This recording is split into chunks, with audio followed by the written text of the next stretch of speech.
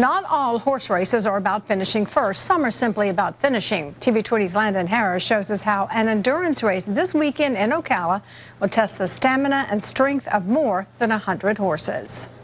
The Gallop on the Greenway is 3 days of long-distance horse racing, and it all starts at the Florida Horse Park in Ocala. Endurance racing is one of the least well-known horse sports, but it has a rich history. Started by the cavalry a long time ago. That's how they decided what horses were good enough to be stallions and stuff. They started in Virginia doing this, where they would race them to see which one had the best endurance and what lines they wanted to keep going. Over the 3-day event, the horses and their riders will take on 5 different lengths of challenges. We have distances from 10 miles for introductory, but the rides that count are 25, 50, 75, and 100.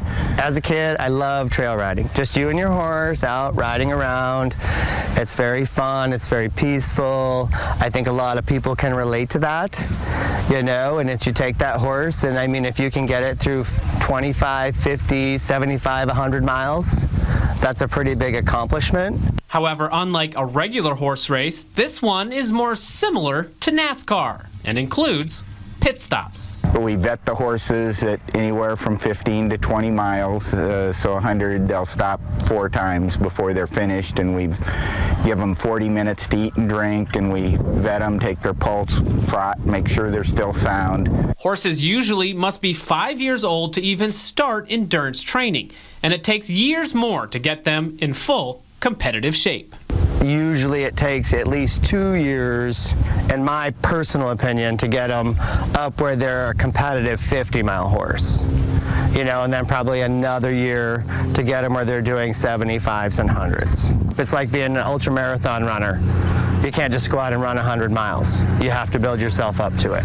The 3-day event is open to the public and is free of charge. However, the races themselves are not necessarily spectator-friendly because they go through twisting wooded trails. Still, not all horses will compete at every distance level, so there are plenty of opportunities to see the horses and meet with the trainers gearing up for the next race as they wait.